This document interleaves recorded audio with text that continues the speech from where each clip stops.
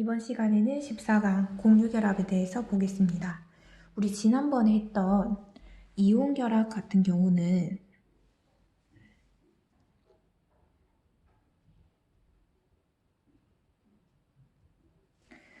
금속 원자는 전자를 잃어서 양이온이 되고, 그 다음에 비금속 원소는 음이온이 되기 쉽기 때문에 양이온과 음이온이 전기적 인력에 의해서 결합하는 이온 결합을 배웠습니다. 그래서 여기서 이온이 만들어졌을 때 전자 껍질이 꽉 찬 형태가 되었습니다. 그래서 이번에는 복류 결합을 배울 건데, 공유 결합은 비금속 원소 사이의 결합이라고 보시면 돼요.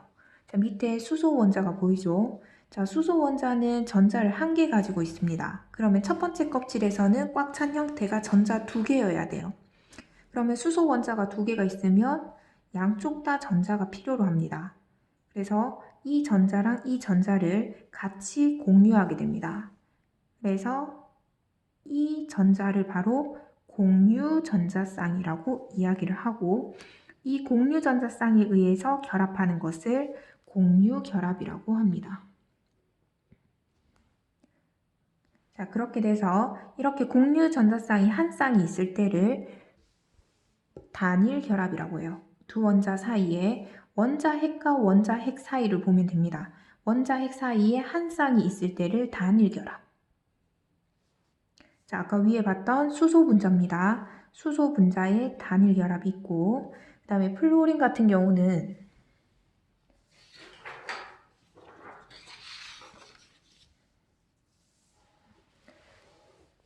플루오린은 9번 원소고 2주기 17쪽 원소죠. 따라서 원자과 전자수는 7개입니다.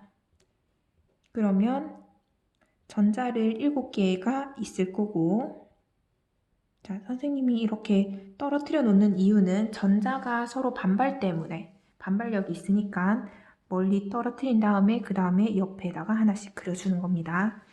자, 그러면 플루오린 원자가 2개가 있어요. 자, 얘도 마찬가지로 원자과 전자 7개 그려줍니다. 그러면 여기도 하나가 부족하고 여기도 하나가 부족하니까 같이 공유를 합니다. 이렇게 해서 플루오린도 단일 결합을 해요. 이렇게 공유 전자쌍을 선 하나로 나타내는데, 이거는 뒤에 다음 시간에 영상으로 찍을 거기 내용입니다. 자, 이렇게 플루오린 그릴 수 있겠고요. 그 다음 본문에 보면은 플루오리나수소가 있어요. 자, 여기 보면은 이거는 교재 그림이 있네요. 자, 여기 보면 9번 플루오린이 있어서 첫 번째 껍질에 전자 2개, 바깥쪽에 전자가 7개가 있어요. 자, 여기서 1개는 수소 겁니다. 그래서 수소 거 하나랑 플루오린 하나랑 해서 공유 결합이 되어 있죠. 자, 요게 공유 전자쌍입니다. 자, 그리고 여기 보면은 바깥쪽 전자에서 이렇게 결합하지 않은 전자들이 있는데, 이거는 비공유 전자쌍이라고 해요. 비공유 전자쌍. 그래서 지금 플루오리나 수소 안쪽에는 공유 전자쌍 1개와 비공유 전자쌍 3개가 있다, 이렇게 얘기할 수 있습니다. 그 다음에 산소 분자를 보겠습니다. 산소 원자는 8번입니다. 전자 배치하면 안쪽에 2개, 바깥쪽에 6개 전자 배치를 하게 됩니다. 자, 6개가 된다는 얘기는 전자 2개가 더 필요하다는 얘기죠. 그래서 옆에 있는 원자 공유 결합을 2개 해줍니다. 그래서 여기 이렇게 묶어서 공유 전자쌍 2쌍 얘기할 수 있고, 여기는 비공유 전자쌍 2개, 이쪽에도 비공유 전자쌍 2개라고 얘기해 줄 수가 있어요.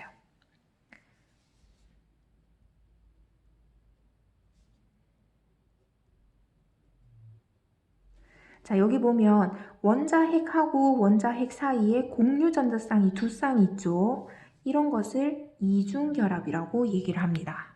당연히 단일 결합보다는 이중 결합이 결합력이 더 세겠죠.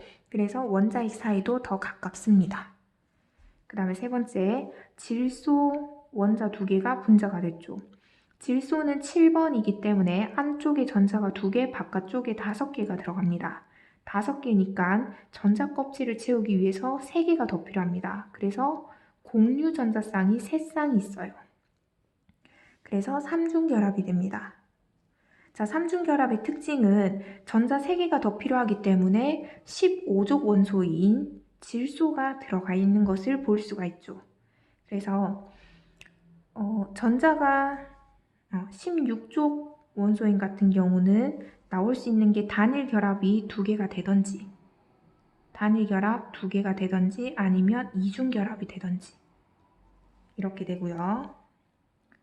그 다음에 17족 원소 같은 경우는 단일 결합 3개, 그 다음에 뭐 이렇게 만나도 되고, 또는 3중 결합까지도 가능합니다. 15족은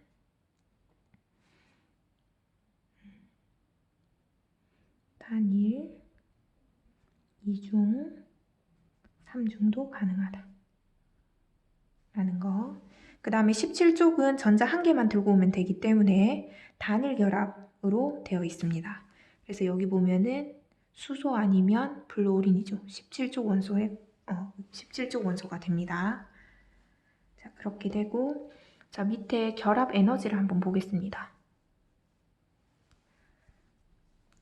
자, 공유 결합 두 원자 사이에는 공유 전자쌍에 의한 인력이 있고, 너무 가까워지면 원자핵들 사이에 반발력이 있습니다. 또는 전자끼리 반발력도 있겠죠.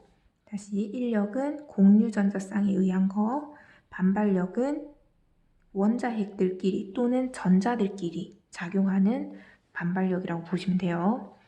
자, 그렇게 해서 멀리 떨어져 있는 두 원자핵은 공유 전자쌍에 의해서 인력이 작용합니다. 그래서 인력 때문에 에너지가 점점 낮아지게 되는 거예요. 그 다음에 핵 사이가 너무 가깝게 되면은 전자끼리 또는 옆에 나와 있죠. 전자끼리 또는 원자핵들끼리 반발력이 생겨요. 그렇게 해서 반발력에 의해서 또 가까워질수록 에너지가 높아집니다. 그래서 에너지가 낮은 상태에서 결합이 이루어지기 때문에 그 균형이 맞는 지점이 있을 거예요. 그래서 균형을 이루어서 에너지가 가장 낮은 지점, 지금 그래프에 보면은 C 지점이 되겠죠. C 지점에서 공유 결합이 이루어집니다. 그래서 수소 원자의 공유 결합에서는 결합 사이 거리가 74 피코미터가 되는 거죠. 이렇게 돼서 B랑 A 구간은 B 구간은 인력이 더 크고 D 구간은 반발력이 더 크다라고 보시면 됩니다. 그 다음에 결합 길이. 결합 길이는 공유 결합을 형성했을 때 원자 핵 사이의 거리를 측정한다라고 보시면 돼요. 이렇게 되고, 자, 개념 더하기를 잠깐 보겠습니다.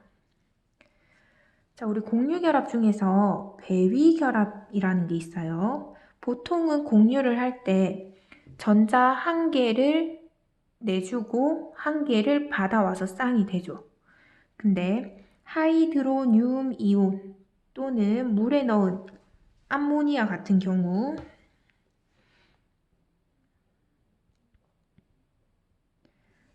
어떻게 되냐면 하이드로늄으로 보겠습니다. 자, 지금 물입니다. 산소는 원자과 전자수가 6개이기 때문에 여기 비공유 1쌍, 비공유 2쌍 있고 공유 전자 2개가 있어요. 자, 여기에 수소 이온이 붙습니다. 그러면 수소 이온이라는 거는 그냥 양성자 하나뿐인 거죠. 자, 그럼 양성자 하나란 얘기는 얘는 전자 껍질을 채우기 위해서 전자가 2개가 필요합니다. 그래서 1개씩 공유하는 게 아니라 한쪽에서 일방적으로 전자를 한 쌍을 공유하는 겁니다. 여기서 공유 결합을 형성할 때 이온이나 분자가 옥텟 규칙을 만족하지 못할 경우 한 원자가 전자쌍을 모두 제공한다 되어 있죠. 이것을 배위 결합이라고 합니다. 이렇게 해서 한 쌍을 공유를 하면서 이온이 되었고 이 이온이 하이드로늄 이온이 됩니다. 그 다음 넘어가겠습니다. 자, 결합 에너지. 기체 상태 분자 1몰에서 공유 결합을 끊어. 자, 수소 분자가 있을 때 얘를 끊어서 기체 상태의 원자를 만드는 데 필요한 에너지를 말을 해요. 그래서 수소 분자의 결합 길이와 결합 에너지를 보면 자, 원자핵 사이의 거리는 74피코미터라고 되어 있고 수소 원자 2몰이 결합을 해서 수소 분자 1몰을 형성할 때 436kJ/몰의 에너지를 방출합니다. 이 말은 분자를 끊어내서 수소 원자를 만들 때 똑같은 에너지가 필요합니다. 그래서 수소 분자 결합 에너지는 436kJ/몰이라고 얘기할 수 있는 거죠. 그 다음 공유결합 물질. 자, 공유결합은 원자들의 공유결합으로 생성된 물질로 대부분 분자로 존재합니다. 그래서 분자는 전부 공유결합 물질이라고 얘기할 수 있어요. 자, 근데 고체 결정은 분자 결정과 공유 결정으로 분류한다라고 돼 있죠. 자, 여기 보면은 분자 결정이라고 있습니다. 우리 결정이라는 거는 입자 배열이 규칙적인 거를 전부 다 결정이라고 해요. 그래서 드라이아이스는 CO2 분자죠. 이게 규칙적으로 배열되어 있는 게 고체 상태인 드라이아이스가 됩니다. 그 다음에 아이오딘도 고체 상태로 존재하고요. 나프탈렌 고체죠. 자, 이 셋은 승화성 물질이기도 합니다. 그 다음에 물이 얼어서 얼음이 되면은 분자가 규칙적으로 되어 있죠. 이렇게 공유결합으로 형성된 분자가 규칙적으로 배열되어 있으면 분자 결정이라고 얘기할 수 있어요. 그 다음 공유결정. 물질을 구성하고 있는 원자들이 아예 공유결합을 해서 연결되어 있으면 공유결정이라고 합니다.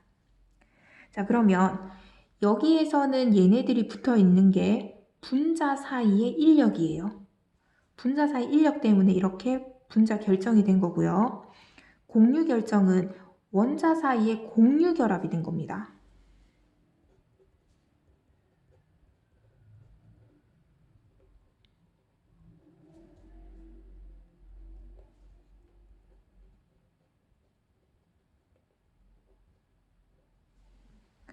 그래서 분자 간의 인력은 작아요. 크기가 작습니다. 인력이 작다는 얘기예요. 공유 결합은 결합력이 굉장히 큽니다. 그래서 얘는 쉽게 떨어져 나갑니다. 그러니까 드라이아이스는 마이너스 70도 이상이 되면은 금방 이산화탄소로 승화가 돼버리죠. 결합력이 그만큼 약하다는 얘기입니다. 하지만 다이아몬드는 원자들 사이에 공유 결합을 하고 있기 때문에 2500도까지 높여줘야지 얘가 액체 상태가 됩니다. 이해했죠? 그래서 분자 결정보다는 공유 결정의 결합력이 더 크기 때문에 녹는 점도 더 높다라는 거 기억하시면 돼요. 자, 그 내용 밑에 정리되어 있습니다. 분자 결정은 얘네들 사이의 인력이 약하기 때문에 쉽게 부스러지고, 그다음 공유 결정은 원자 사이들 결합이 단단합니다. 그리고 전기 전도성. 전도성이라는 거는 남는 전자가 있어서 전자가 이동해야지 전류가 흐르는 거예요. 근데 여기에서는 전자가 전부 다 공유결합에 참여했습니다. 마찬가지로 공유결합에 참여했기 때문에 남는 전자가 없어요. 그래서 전자가 원자 사이에 공유되어 있어 움직일 수 없기 때문에 전기전도성은 없다라고 얘기를 하는 겁니다. 그래서 분자는 전기가 통하지 않는다라고 보시면 돼요. 자, 녹는 점과 끓는 점, 얘는 인력이 약하기 때문에 낮다. 그 다음에 얘는 결합력이 강하기 때문에 녹는 점, 끓는 점 높다라고 얘기할 수 있어요. 자, 여기서 조금 예외적인 부분이 있습니다. 공유결합 물질 중에 전기가 통하는 게 흑연이라고 있어요. 흑연은 탄소로 이루어져 있습니다. 탄소는 원자과 전자 수가 4개예요. 따라서 최대 공유 결합을 4군데 해야 됩니다. 여기에, 여기에, 여기에, 여기에. 근데 지금 보면 흑연 같은 경우는 원자 하나에 3군데가 결합되어 있어서 전자가 1개 남은 상태예요. 이 남은 전자가 바로 자유전자가 되어 전류가 흐르게 되는 거죠. 그래서 흑연은 전류가 통하는 전도성이 있다 라고 얘기를 할 수 있습니다.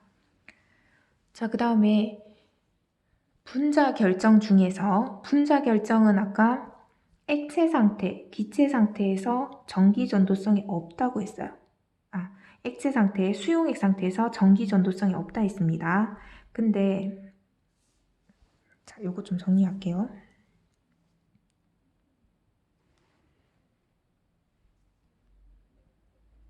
고체에서도 없고 액체에서도 없고 그 다음에 수용액 상태에서도 전기 전도성이 없어요.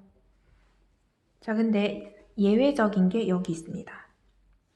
염화수소 암모니아 같은 이런 물질은 물에 녹으면 액체 상태에서는 분자로 있어요. 액체 상태에서는 분자로 있는데 물에 녹으면은 이온으로 갑니다. 자, 염화수소 공유 결합하는 거기 때문에 한번 보겠습니다. 수소 원자가 전자수 1개, 그 다음에 염소는 17쪽이기 때문에 전자가 7개입니다. 점으로 나타내겠습니다. 자, 이렇게 해서 단일 결합 1개를 가지고 있는 공유 결합 물질이에요. 자, 근데 얘는 수용액 상태에서 물에 녹아서는 얘네가 끊깁니다. 끊길 때 전자를 몽땅 염소가 가져가면서 수소이온과 염화이온으로 되는 거죠. 따라서 수용액 상태에서 전기 전도성이 있습니다. 자, 얘네는 액체 상태에서는 전기 전도성이 없다라고 보시면 돼요. 고체에서 전기 전도성 없고 액체에서 전기 전도성 없고 수용액 상태, 물에 녹은 상태에서 전기 전도성이 있다 라고 보시면 됩니다. 이거 문제 풀 때 이 내용이 나올 겁니다. 자, 이걸 참고로 얘기를 하면 우리 중3 과정에서 산과 연기 파트가 있었죠. 그래서 산연기 파트에서 얘는 물에 녹아서 수소이온을 내놓아서 산, 그 다음에 암모니아는 수산화이온을 내놓아서 연기라고 했었어요. 그래서 물에 녹아서 이온을 내놓는다는 알고 있었을 겁니다. 하지만 얘네는 공유결합하는 물질이에요. 공유결합 물질입니다. 자, 밑에 확인 문제는 여러분들이 한번 풀어보시고요. 그 다음 페이지 15강입니다. 금속결합. 자, 우리 그러면 정리를 해보면 금속하고 비금속하고 결합을 할 때는 공유결합이라고 했고요. 비금속하고 비금속이 결합할 때는 잘못 얘기했죠. 이온결합이고요. 그 다음 비금속이 공유결합. 자, 지금 남은 게 금속과 금속입니다. 금속과 금속끼리는 오늘 할 거. 금속결합을 하는 거죠. 자, 금속결합. 자, 여기 보면 금속은 양이온 되기 쉽기 때문에 전자를 버립니다. 그러면 이 버린 전자는 자유롭게 돌아다니기 때문에 자유전자라는 이름이 붙어요. 그래서 자유전자는 이렇게 양이온들 사이를 돌아다니면서 이 양이온들을 다 묶어주는 역할을 합니다. 그래서 자유전자는 서로 반발하는 금속 양이온을 정전기적 인력으로 결합시킨 것. 이것을 금속결합이라고 해요. 자, 이렇게 금속결합 물질이 규칙적으로 되어 있으면 이것도 금속결정이라고 얘기를 할 수 있겠죠. 여기서 자, 금속결합은 전기전도성이 있는지 한번 보면 자, 여기 보면 전자들이 막 돌아다녀요. 여기서 전압을 가해주면은 전자는 일제히 플러스 극쪽으로 다 끌려올 겁니다. 그러면 전자들이 흐르는 게 움직이는 게 그게 전류예요. 따라서 고체 상태에서 전기 전도성이 있다라고 얘기할 수 있습니다. 전기 전도성이 있다. 이유는 자유전자가 존재하기 때문에. 그 다음에 열 전도성도 매우 큽니다. 자유전자가 인접한 자유전자와 금속 양이온들한테 열 에너지를 잘 전달해요. 그리고 자, 여기다가 힘을 주면은 우리 앞에서 이온 결합 물질은 힘을 주었을 때 이온들이 밀려나면서 양이온들끼리 반발력에 의해서 다시 붙지를 않아요. 그래서 깨진다고 했습니다. 근데 금속 같은 경우는 이렇게 힘을 가하면 양이온들 배열이 흐트러졌죠. 흐트러졌는데 이 상태에서 전자들은 또다시 이렇게 묶어줍니다. 다시 얘네들을 묶어주기 때문에 부서지지가 않아요. 그래서 변형이 일어나는데 이때 실처럼 뽑혀져 나오는 성질을 연성이라고 하고, 그 다음에 전처럼 우리 전 구울 때 납작해지죠. 그렇게 납작하게 펼쳐지는 성질을 전성이라고 합니다. 연성과 전성을 띄어요. 그래서 플러스 강의에 보면 연성을 이용한 게 구리 전선 철사, 전성을 이용한 게 알루미늄 금박이라고 나와 있습니다. 자, 그 다음에 녹는 점. 금속은 대부분 녹는 점이 높아요. 자, 얘네 전자들끼리 전자랑 양이온들끼리 정전기적 인력이 강하기 때문에 녹는 점이 높은데 자, 밑에 표를 보면 수은 마이너스 39, 나트륨, 칼륨은 상대적으로 녹는 점이 낮아요. 자, 지금 나트륨, 칼륨을 보겠습니다. 자, 나트륨은 1가 양이온이라서 전자를 한 개 버리기가 쉽죠. 그 다음에 마그네슘은 2가 양이온 되기 쉬워서 전자를 2개 버립니다. 그러면 얘는 전자 한 개를 만들 수 있고요. 얘는 자유전자를 2개 만들 수 있습니다. 그러면 하나가 돌아다녀서 얘네를 결합시키는 거 하고 2개가 얘네를 결합시키는 거 중에 당연히 결합력은 전자 2개가 더 결합력이 세겠죠. 그래서 1족 원소인 나트륨과 칼륨은 체외각 전자가 하나이기 때문에 전자 한 개씩을 내놔서 결합이 다른 금속에 비해서 약합니다. 1족이기 때문에. 그 다음에 2족 원소들 같은 경우는 녹는 점이 1족보다는 훨씬 높은 걸 볼 수가 있겠죠. 자, 그 내용이 여기 나와 있네요. 나트륨의 이온의 전하는 이렇게 되고 마그네슘 이온의 전하는 이거기 때문에 마그네슘 녹는 점이 나트륨의 녹는 점보다 높다라고 보시면 됩니다. 전자도 많고 인력도 세고 그렇게 보시면 되겠죠.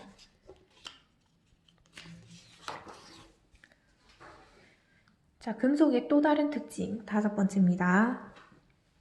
자, 자유전자가 빛을 받으면 흡수해서 들뜬 상태가 됐다 다시 바닥으로 내려오면서 다시 방출하기 때문에 광택이 나요. 자, 이게 금속의 특징입니다. 그러면 이제까지 화학결합 배운 거를 상대적 세기를 고려해 보겠습니다.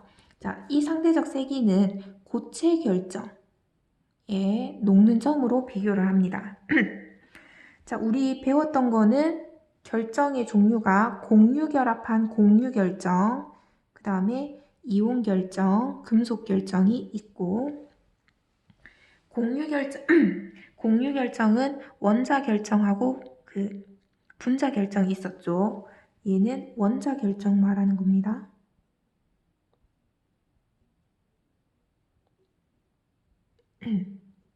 원자결정 얘기하고 그 다음에 분자결정은 이 뒤에 작게 와요.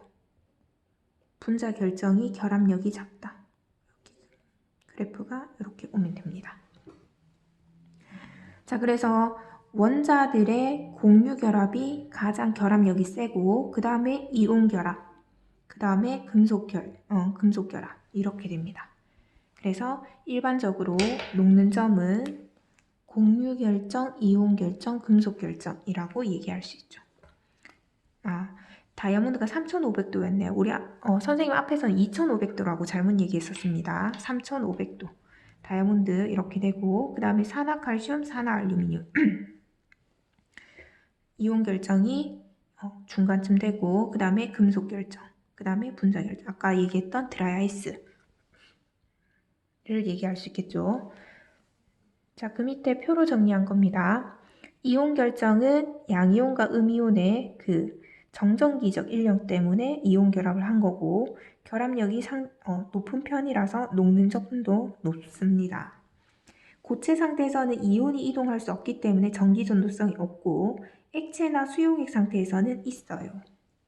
여기다가 추가로 좀 적을게요. 수용액 상태에서는 있습니다. 그 다음에 공유결정. 공유결정, 원자들 사이의 공유결합이기 때문에 결합력이 커서 녹는 점 높고 전기 전도성이 없는데 흑연만 예외적으로 자유전자가 한 개씩 있어서 전류가 통했습니다. 액체 상태에서 없고 그 다음에 수용액 상태에서 전류가 흐르는 거 있었어요. 자, 수용액 상태에서 원래는 안 흐릅니다. 원래는 안 흐르는데 예외가 염산하고 암모니아가 있었죠. 자, 그 다음에 분자결정. 분자결정, 분자 사이 인력 매우 낮음, 녹는 점 매우 낮고 전기 전도성 없고. 자, 이게 여기 들어가야 되네요. 왜냐하면 얘네들 사이는 이렇게 분자고 이렇게 분자기 때문에 분자결정이 들어가야 됩니다. 자, 이렇게 되고 그 다음에 금속결정. 양이온하고 자유전자가 있어서 자유전자에 의한 금속결합. 녹는 점 높고 전기전도성 고체에서 있고 액체도 있습니다. 이렇게 해서 표 정리했으니까 요거 반드시 숙지하시길 바랍니다. 자, 그 다음에 밑에 확인 문제 한번 풀어보시고 그 다음에 126페이지입니다.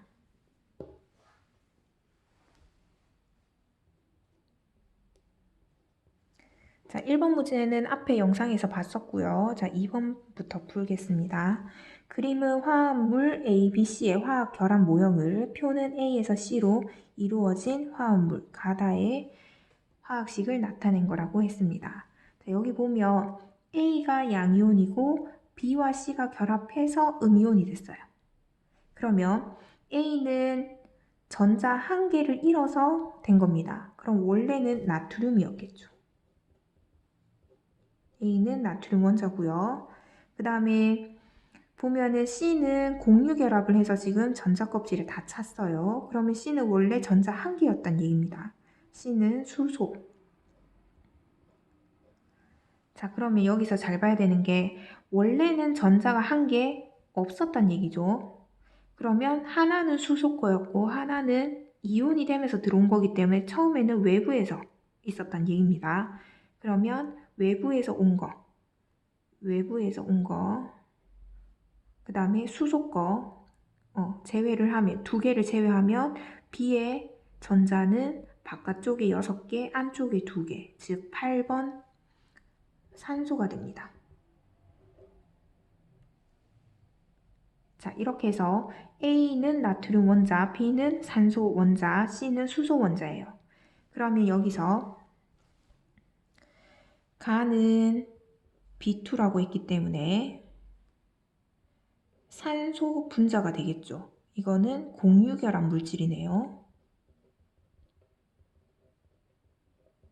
그 다음에 나는 C2B가 되기 때문에 H2O 되겠네요. 공유결합입니다.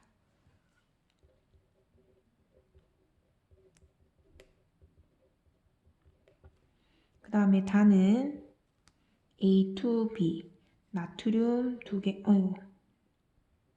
자, 일단 적을게요. 나트륨 2개에 산소 1개 붙어 있기 때문에 얘는 이온 결합이라고 보면 돼요.